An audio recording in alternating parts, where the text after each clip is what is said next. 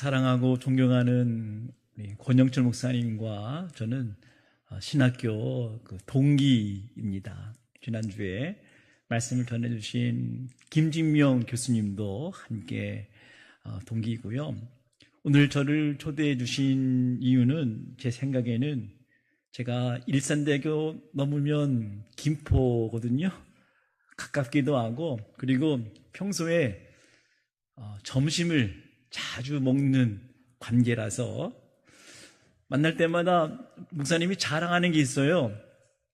우리 생명생 명성교회 주일 예배 끝나고 먹는 밥은 진짜 맛있다.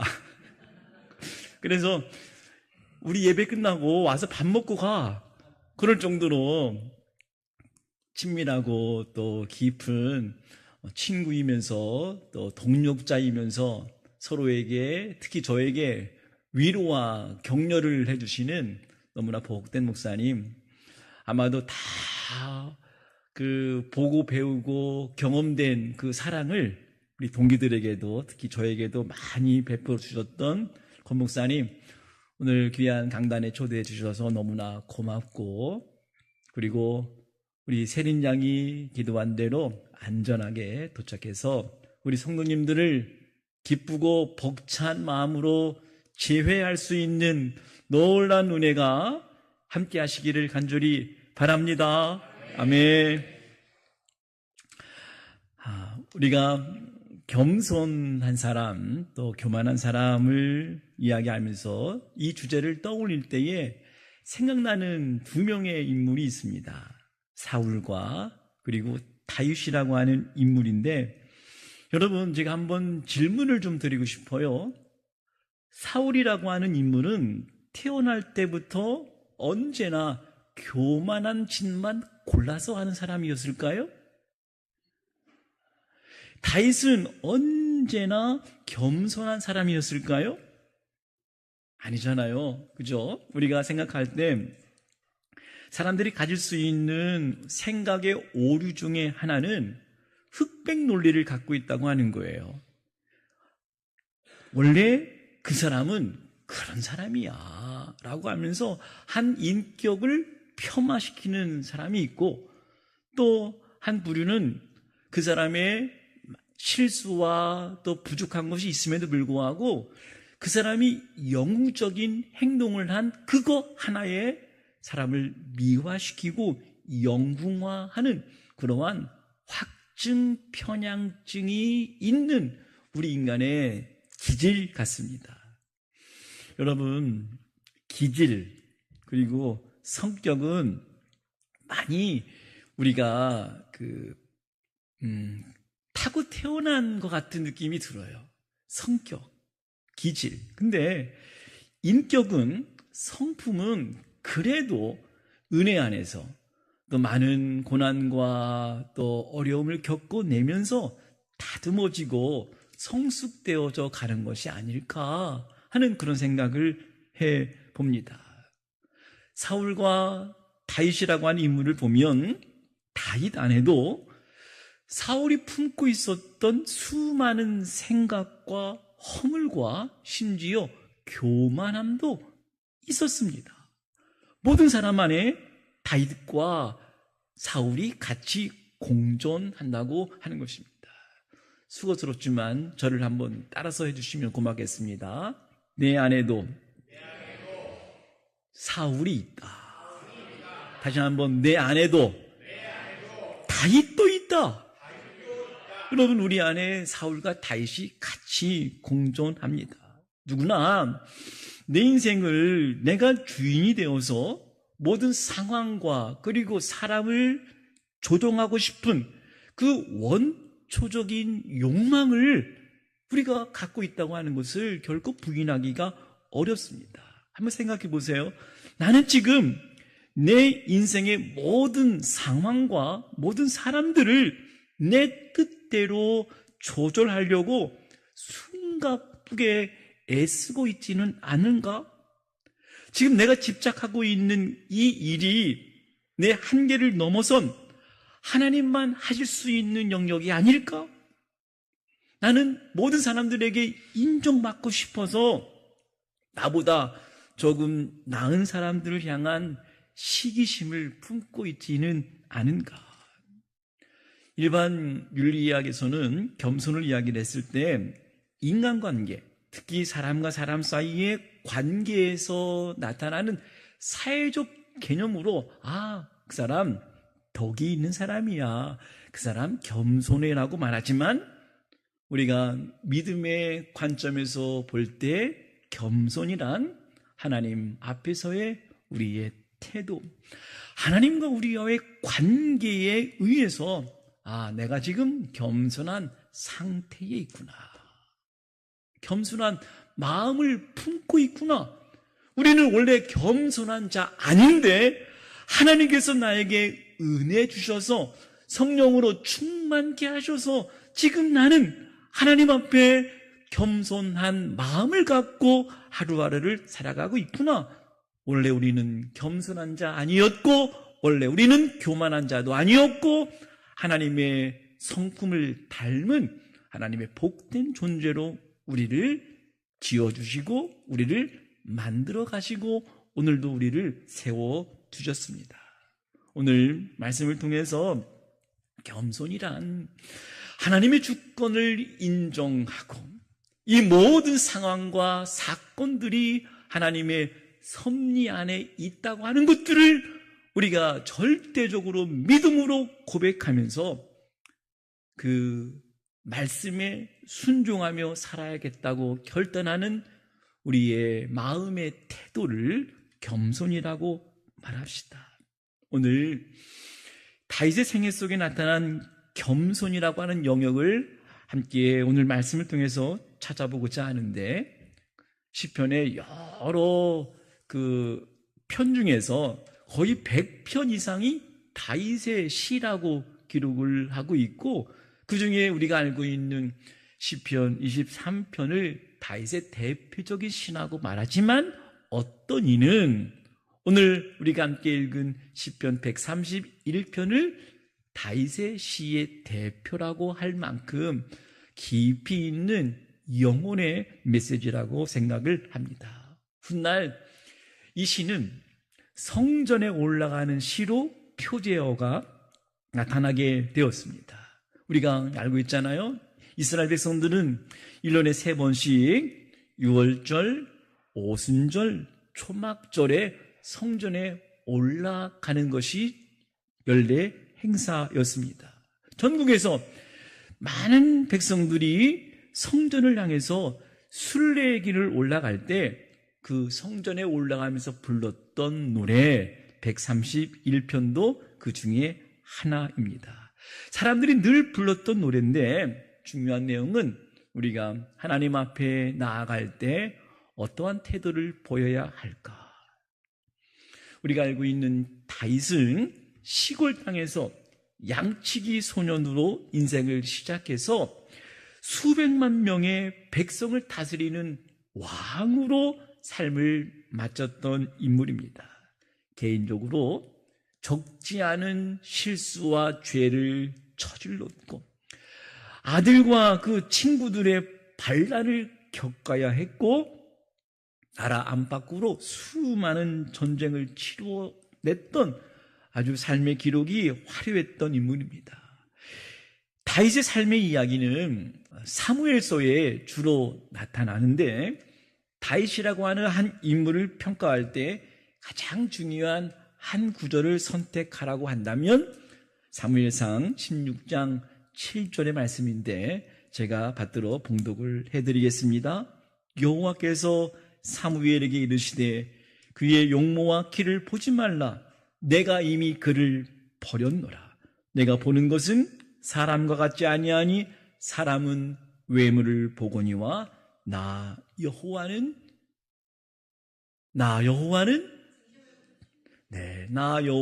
중심을 보느니라. 먼 훗날 사도행전 기자는 다윗을 평가하기를 하나님 마음에 합한 사람이었다. 하나님의 뜻을 섬기다가 잠든 사람이었다. 왜 성경은 다윗을 하나님 마음에 합한 사람이라고 평가했을까? 1절 말씀을 보면 다윗의 심정이 어떠했는지를 우리가 확인할 수가 있는데요. 우리 성경을 펼쳐서 눈으로 그리고 입으로 1절 말씀을 함께 봉독을 하도록 하겠습니다. 다 함께 1절 말씀 시작.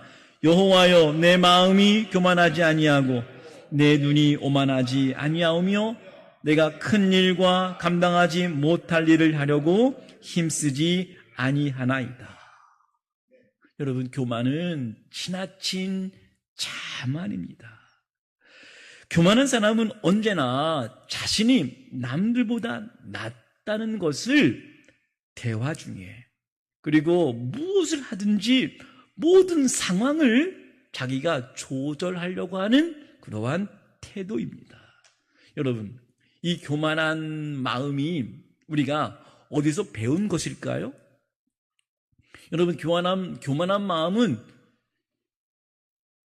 여러분 저절로 연습하지 않아도, 훈련하지 않아도 이 교만한 마음의 상태가 찾아오는 것은, 그래서 사람들은 이 교만이 죄의 깊은 뿌리다. 인간에게 가장 큰 죄가 1번이 교만이라고 말하는 것은 배우지 않았는데, 그렇게 살고 싶지 않은데, 그렇게 기도하고 그렇게 눈물 흘리고 하나님 앞에 겸손하게 살고자 하는데도 찾아오는 너무나 뿌리 깊은 인간의 내성, 깊은 죄의 뿌리입니다. 겸손도 자연스럽지 않아요. 우리가 겸손하게 보여지는 사람들이 있습니다. 가만히 들여다보면 그 겸손한 외부적인 그 태도를 통해서 사람들에게 인정받고 싶은 그 마음에 뿌리가 있다고 하는 것도 여러분 부인하기가 어렵습니다. 여러분, 겸손한 것 배워도 기도하고 기도해도 남들보다 조금만 더 가진 것 있으면, 남들보다 조금 더 배운 것 있으면, 남들보다 사람들에게 더 인정받으면 너무나 자연스럽게 찾아오는 우리의 마음의 상태가 겸손입니다. 그리고 조금 잘났으면 자랑하고 싶고, 그리고 나보다 조금 떨어지는 사람이 있으면 어찌 그리 내 마음이 얄팍해지는지, 그럴 줄 알았어, 너 그럴 줄 알았어 하면서 우리의 마음속에 남을 평가절하하고 싶은, 원래 너는 그런 태도를 가졌어, 넌 원래 그런 사람이었어, 와, 너무 리얼하게 너무 쉽게 그 사람을 평가해버리는 우리의 마음들이 배우지 않았는데도 찾아오는 교만하고 겸손하기 어려운 우리의 마음입니다.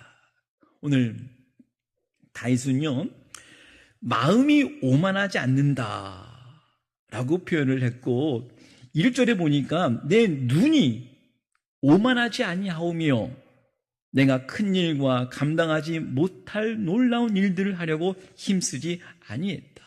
여러분, 처음에는 마음을 이야기를 했고, 그 다음은 눈을 이야기를 했고, 그 다음에 행동을 이야기를 했습니다. 우리 행동은 어찌 보면 깊은 마음에서 찾아왔는데, 교만한 상태가 되면 큰 일과 감당하지 못할 일을 무모하게 하더라. 여기서 큰 일이란 어떤 일일까요? 그리고 감당하지 못할 놀라운 일이란 무엇일까요? 다시 말하면 하나님이 허락하지 않는 일이란, 큰 일이란 내가 스스로 감당할 수 없는 능력 밖의 일을 큰 일이라고 말하고, 놀라운 일이란 하나님만 하실 수 있는 신비한, 지금은 내가 이해할 수 없고 납득할 수도 없고 받아들이기도 싫은, 언젠가는 하나님의 손 안에서, 섭리 안에서 해석할 수밖에 없는 신비한 일, 그 놀라운 일, 그것을 내가 무모하게 하지 않았다. 하는 그 상태를 겸손한 마음이라고 말하고 있습니다. 여러분, 다윗의 이야기를 우리가 알고 있어요. 그러나 몇 가지만 우리가 스텝을 밟아서 소개를 하자면, 다윗의 삶 속에 아주 중요한 사건 한 가지가 있었습니다. 다윗이 골리앗과의 전투에서 영웅적인 승리로 인해서 일반 스타덤에 오르게 되었습니다. 그런데 이 사건 후에 다윗의 장인이었던 사울의 경계심과 질투심으로 인해 다윗의 생명을 위협하는 단계까지 이르게 되었습니다. 하루는 사울이 단창으로 다윗을 벽에 박으려고 하기까지도 했습니다. 결국 생명의 위협을 느껴서 도피 생활을 했잖아요. 이런 도피 생활 가운데 사울을 2번씩이나 제거할 수 있는 기회가 있었다고 하는 것이죠. 사무엘상 24장에 보면 다윗이 엔게디 광야에 있을 때 사울이 3,000명을 거느리고 쫓아오다가 사울이 생리적인 충동이 일어나서 한 동굴에 들어가서 볼일을 보고 있을 때 바로 그때 다윗과 함께 있었던 사람들이 다윗이요, 여호와께서 약속한 날이 바로 이 날입니다 하면서 사람들이 다윗에게 고합니다. 많이 들었던 말입니다. 그러면서 사무엘상 24장 6절에 보니까 이런 말씀을 하셨어요. 사람들에게 이르되 내가 손을 들어 여호와의 기름 부음을 받은 내 주를 치는 것은 여호와께서 금하시는 것이니 그는 여호와의 기름 부음을 받은 자가 됨이니라 하셨던 이 말씀을 보면 다윗은 내가 아니다, 내가 손을 댈 수가 없다. 왜? 그것은 내가 감당할 수 없는, 그것은 하나님만이 하시는 놀라운 일이라고 하는 그 고백으로 그 영역을 하나님의 주권에 맡겼습니다. 사울은 하나님의 기름 부음 받은 자입니다. 이스라엘을 블레셋의 손에서 구해낸 사람입니다. 그리고 하나님의 영의 감동을 받았던 사람이었습니다. 백성들과 연합해서 나라를 세운 초대 왕이었습니다. 그러나 어느새 질투에 사로잡히게 되어 살인을 꾀하고 제멋대로 예언하고 심지어는 신접한 여인의 말에 귀를 기울이기까지 한 사람이었습니다. 이 말이 무슨 말일까요? 기름 부음 받은 자라 할지라도 언제든지 사울 같은 존재, 사울 같은 상태가 될 수 있겠구나. 수고스럽지만 저를 다시 한 번만 따라서 해 주십시오. 아하. 다시 한번 아하. 우리도 그럴 수 있겠구나. 다시 한번 아하. 나도 그럴 수 있겠구나. 동의하시는 분 아멘 해보세요. 아, 나도 그럴 수 있겠구나. 기름 부음 받은 자가, 그죠? 왕이었던 자가. 그럼에도 불구하고 다윗은요, 자신에게 잘못했다고 고백을 하고 사울의 입을 통해서 다윗이 하나님이 세우신 왕이심을 사울의 입을 통해서 고백까지 하게 했습니다. 사무엘상 24장 17절에 보니까 이런 사울의 고백이 있어요. 그 깨달음 후에 사울의 겸손한 상태라고 할 수 있을 만큼 그러한 놀라운 고백을 사울의 입을 통해서 했어요. 한번 들어보세요. 사무엘상 24장 17절에 보니까 다윗에게 이르되 나는 너를 학대하되 너는 나를 선대하니 너는 나보다 의롭도다. 보라, 나는 내가 반드시 왕이 될 것을 알고 이스라엘 나라가 내 손에 견고히 설 것을 아노니 그런즉 너는 내 후손을 끊지 아니하며 내 아버지의 집에서 내 이름을 멸하지 아니할 것을 이제 여호와의 이름으로 내게 맹세하라 하니라.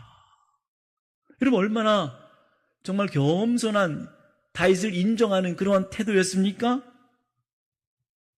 그런데 또 한 번 비슷한 상황이 전개가 되고 있습니다.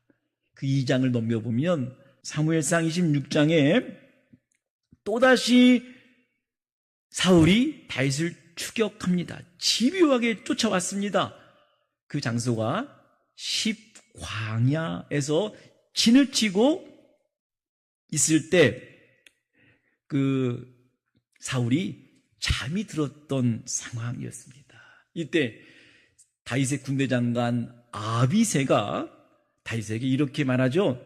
이제 정말 단 한 번 칼로 단칼에 죽여버리자 라고 했을 때 다윗은 또다시 이런 고백을 합니다. 저를 다시 한번 따라서 해주십시오. 여호와의 기름 부음 받은 자를 치는 것은 여호와께서 어떻게 한 것이니? 금하게 하신 것이니 하면서 다시 한번 선포합니다. 다윗은 바로 눈앞에서 자신을 죽이려고 하던 사울 왕을 죽이고 자신을 따르던 많은 무리들 앞에서 영웅이 될 수 있는 기회가 있었지만 그렇게 하지 않고 너무나 답답할 정도로 그저 인내하는 법을 사람들에게 가르쳤습니다. 또 하나의 이야기가 생각이 납니다. 사무엘하 16장에 보면 어떤 일이 일어났습니까? 자신의 아들 압살롬의 반역으로 다윗을 쫓기고 있는 다윗을 보고 이스라엘 백성들의 반응을 볼 수가 있는데 그 유명한 그 사울의 친족이었던 시므이라고 하는 사람이 어떻게 비난을 했냐면 그 다윗을 보고 압살롬에 쫓기고 있는 그 다윗을 보고 아주 저주한 거예요. 시므이가 저주하는 가운데 이같이 말하니라 피를 흘린 자여 사악한 자여 가거라 사울의 족속의 모든 피를 여호와께서 내게 돌리셨도다. 그를 이어서 내가 왕이 되었으나 여호와께서 나라를 내 아들 압살롬의 손에 넘기셨도다. 보라, 너는 피를 흘린 자이므로 화를 자촉하였느니라 하는 이야기를 왕이 들었으니 얼마나 기가 막힐 노릇이겠습니까? 이때 다윗의 군대 장관 아비새라고 하는 그 장관이 그 시므이의 저주의 말을 듣고 어떻게 반응했을까요? 어떻게 했습니까? 이 죽은 개가 어찌 내 주 왕을 저주할 수 있으리까? 왕이여, 내가 건너가서 그의 머리를 베겠습니다. 여러분, 충성심에서 나오는 이런 말 당연한 것 아니겠습니까? 그런데 여러분 아시잖아요? 시므이가 다윗을 비난할 때 그를 죽이려 했던 아비새를 만류하면서 이렇게 고백합니다. 사무엘하 16장 10절에 보니까 왕이 이르되 스루아의 아들들아, 내가 너희와 무슨 상관이 있느냐? 그가 저주하는 것은 여호와께서 그에게 저주하라 하심이니 내가 어찌 그리 하였느냐 할 자가 누구겠느냐 하고, 혹시 여호와께서 나의 원통함을 감찰하시리니 오늘 그 저주 때문에 여호와께서 선으로 내게 갚아주시리라. 여러분, 진짜 말도 안 되는 너무 깊은 고백을 했어요. 어떤 고백이냐면 이 저주도 당연한 거야. 내가 그 저주를 받을 만한 존재야. 모든 문제의 근원을 밖에서 찾지 않고 내 안에 있는 죄성을 하나님이 나를 다루시기 위해서 저 사람의 입이 아니라 하나님이 그렇게 말하게 하신 거야 라고 고백하게 하는, 여러분 어떻게 이런 고백이 나올 수가 있겠습니까? 여러분, 사람들이, 특히 사역자들도 누구 때문에 내가 이러한 삶을 살고 있어, 그 상황 때문에, 그 문제 때문에, 그 사람 때문에 하면서 모든 문제를 밖으로 하나님이 내 인생 저주하셨나 봐, 하나님이 나와 함께 하시지 않는가 봐, 그렇게 하나님을 향해서 원망하다가 소갈이 하다가 그 상황, 그 문제 때문에 자꾸 문제를 밖으로 돌리려 하다가 병들어 신음신음하고 있는 사람들, 특히 사역자들도 너무나 많습니다. 여러분, 이러한 문제, 이러한 사건은 내가 하나님의 진노를 받을 만한 존재야, 내가 내 안에 그러한 죄성이 있어, 내 안에 아직도 교만한 것이 있어 하면서 모든 문제의 근원을 자기 자신 안에서 찾았다고 하는 것입니다. 그렇다면 이 문제도, 이 상황도, 그 사람도 그 어려움에서 회복시키실 분도 하나님이심을 고백하면서 하나님께 그 문제도, 그 사람도 의탁할 수 있는 마음? 누군가를 원망하고 싶고 후회하고 싶고, 그러나 그 상황도 하나님의 손 안에서 하나님이 해결해 주신다면 여호와께서 그것을 선으로 갚아주실 거야 하는 이 고백이 나오기까지, 여러분, 다윗의 마음에 나는 벌레 같은 존재, 그러면서 시편 32편 51편에 나오는 그 구구절절한 그 애통하는 그 회개의 기도, 눈물의 기도를 하나님이 받으셨듯이 그 인생 마지막까지 이러한 말도 안 되는 그 사람들이 나를 향해서 저주하고 있는 그 말도 하나님의 손 안에 있음을 맡겨드리는 그 믿음의 태도를 우리가 겸손이라고 말하면서 하나님이 그 마음을 합당하게 여기셨다 고백한 것입니다. 마지막으로 다윗 하면 생각나는 세 번째 이야기가, 이제 말년에 정말 하나님을 위해서 성전을 거룩하고 싶은 거룩한 열망이 있었습니다. 그런데 하나님께서 허락하지 않으셨습니다. 역대상 28장에 보면 다윗을 평가하면서 피를 너무 흘렸기 때문이라고 해석을 해주고 있습니다. 그래서 그 성전을, 그 큰 역사를 다윗이 아니라 아들 솔로몬에게 맡기겠다고 말씀하셨습니다. 다윗이 하나님 앞에, 하나님, 그래도 내가 아들보다는 낫지 않겠습니까? 라고 말하지 않았을까요? 하나님, 그 영광을 저에게도 보여주세요. 제가 그 일을 감당하겠습니다. 라고 하나님께 기도하고 하소연했겠지만, 다윗은 그 문제도, 그 성전 역사도 하나님의 뜻이라고 한다면 내가 그 뜻을 받아들이겠습니다 라고 고백했던 그 마음. 여러분, 다윗의 생애를 우리가 가슴에 품고 시편 131편의 말씀 우리가 다시 한번 읽어보도록 할까요? 다 함께 시작. 여호와여, 내 마음이 교만하지 아니하고 내 눈이 오만하지 아니하오며 내가 큰 일과 감당하지 못할 일을 하려고 힘쓰지 아니하나이다. 더 놀라운 것은 이러한 겸손한 마음의 상태로 하나님 앞에 고백할 때 그 마음에 하나님만 주시는 절대적인 축복, 그 은혜를 주셨는데 저는 그 은혜를 2절에서 이런 축복이 하나님의 섭리를 인정하고 선포하고 그 하나님을 온전히 신뢰할 때 나타나는 우리의 영적인 마음의 상태를 2절에서 함께 찾을 수가 있겠습니다. 2절 다 함께 읽도록 하겠습니다. 시작.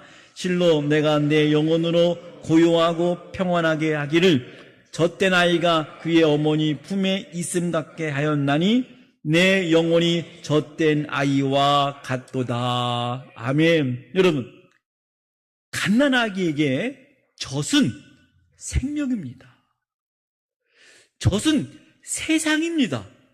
어린아이에게, 갓난아기에게 엄마의 그 젖은 전부예요. 근데 그 아이에게 젖을 뗀다. 이 말이 뭡니까? 근데 이제 그만. 근데 그 젖을 뗀 그 아이에게 찾아오는 그 충격. 여러분, 이 충격이 너무나 과하면 사람들은 박탈감을 경험하고요. 그리고 이게 뭐지? 세상이 나를 버린 것 같은 그 우울함, 그 마음이 찾아온다고 하는 것이 여러분 심리학의 이론 아니겠습니까? 그래서 엄마가 아이에게 젖을 뗄 때 여러분 적절하게 떼줘야 돼요. 그냥 한 방에 안 돼, 그만 하면 이 아이는 그 충격에 의해서 세상이 나를 떠난 것 같은, 이제까지는 엄마 품 안에서 내가 먹고 싶을 때 빨아먹고 내가 불편하면 엄마가 와서 치워주고, 우와, 저를 한번 따라서 해주세요. 내가 최고다. 세상이 나를 위해 돌아간다. 여러분, 이런 마음을 갖는 거예요, 어린아이는. 와, 그래서 여러분, 그 엄마의 그 따뜻한 젖은 갓난아기에게는 너무너무 중요한 생명줄입니다. 생명줄입니다. 근데 그 젖을 뗄 때 너무나 갑자기, 너무나 과하게 떼버리면 충격이 커요. 그런데 여러분, 젖된 아이가 다시 평안할 수 있는 것은 어떤 상태입니까? 다시 엄마 품에 있을 때. 젖은 뗐어도 엄마 품에 안겨있는 그 평안함, 그 안정감. 여러분, 저와 여러분이 겪었던 수많은 인생의 굴곡들, 사건들, 때로는 고통스럽고 감당하기 어려웠던 그 사건, 어찌 보면 젖을 떼는 그 아픔, 그 충격일 수도 있겠다. 그러나 하나님의 주권 안에, 하나님의 섭리 안에 내가 있습니다 라고 우리가 믿음으로 고백했을 때, 그 은혜가 나에게 임했을 때, 성령님께서 나에게 그러한 감동을 주셨을 때, 내 마음은 젖된 아이가 다시 어머니 품에 안겨있는 그 평온함, 그 안정감, 그러면서 내가 하나님 품 안에 있는 그 마음, 그 경험. 저는 오늘 이 시간 십자가 부활의 주님 의지하고 하나님 아버지 앞에 나와 지금 하나님 앞에 예배 드릴 수 있는 이 순간, 오늘 아버지 품 안에서, 하나님 품 안에서 우리가 안겨있는 것 같은 그 안전하고 그 평안하고 그 따뜻한 이런 마음의 상태에 있으면 우리 앞에 놓여있는 풍랑도, 여러 가지 삶의 장애물도 하나님께서 선하게 역사하실 것이다. 우리를 가장 좋은 곳으로, 가장 아름다운 곳으로, 가장 풍성한 곳으로, 가장 복된 곳으로 우리를 인도하실 것이다. 여러분, 가장 복된 것이 무엇입니까? 우리에게는 영원한 하나님의 나라. 그렇죠? 부활의 주님을 만나게 될 그 영광의 하나님의 나라. 제가 목요일마다 저쪽 경기도 부평에 있는 요양원에 가서 예배를 드리고 설교를 하는데 매주일 이런 메시지를 전하고 있어요. 가장 좋은 거, 우리 어르신들에게 내 생명이 다 한다, 육체 생명이 다 한다라고 하는 그 메시지들이 충격일 것 같지만 제가 충격적인 말은 하지는 않아요. 우리 어르신들, 죄송합니다, 죽는다라고 하는 표현은 우리가 이해는 하고 납득은 되지만 그러나 메시지 깊은 곳에 들어가 보면 우리가 우리의 몸이 썩을 몸이 아니라 아픈 몸이 아니라 예수님과 같은 부활의 몸으로 참여하게 될 그 영광의 하나님의 나라, 우리가 지금 부르고 있는 이 구속의 노래를 그때 가서도 부르게 될 것입니다. 어린 양의 노래, 구원의 노래, 모세의 노래를 우리는 거기 가서도 부를 것입니다 하는 이 영원한 복. 여러분, 이 믿음이 없으면, 하늘나라의 소망이 없으면, 여러분, 이 부활이 없으면 다 거짓말이고 다 헛된 것이고 의미가 없잖아요. 그냥 마음에 살짝 위로를 느낄 뿐이지. 영원한 위로와 영원한 소망은 우리가 아버지 품 안에 안겨있는 젖된 어린아이가 엄마 품에 안긴 것 같은 그 안전함. 때로 다윗은 원수에 의해 쫓기는 상황 속에서도 영원히 하나님만 바라보았다고 그랬습니다. 때로 기가 막힐 웅덩이와 수렁에 빠져 있을 때 다윗은 여호와를 기다리고 기다렸더니 하면서 아름다운 곡조가 있는 노래를 하나님께 올려드릴 수가 있었습니다. 그래서 다윗은 이스라엘아, 지금부터 영원까지 여호와를 바랄지어다 고백하며 그의 노래를 마치고 있습니다. 사랑하는 생명샘 명성교회 성도 여러분, 다윗처럼 살자고 하는 것은 아닙니다. 다윗도 실수도 많았고 또 심각한 죄 가운데 빠져 있기도 했고, 그러나 그 마음 깊은 곳에 하나님을 신뢰하고 하나님을 바라보고 하나님을 기다리고 하나님만 소망하는 알파와 오메가 되시는, 우리의 인생을 주관하시고 섭리하시는 하나님, 겸손한 인생의 노래를 같이 기억하면서 함께 부르면서 주님 오시는 그날까지 겸손한 마음의 상태를 성령의 충만함으로 간직하며 살아가다가 아름다운 우리의 인생의 마무리를 할 수 있는 신실한 주의 백성들 다 되시기를 주님의 이름으로 간절히 축원합니다. 하나님 고맙습니다. 부족한 종이 말씀을 나누게 되었습니다.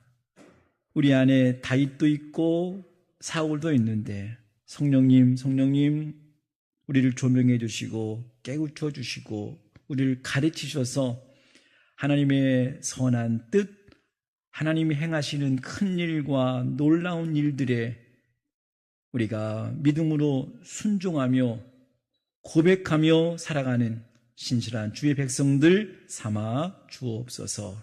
예수님의 이름으로 간절히 기도하옵나이다. 아멘.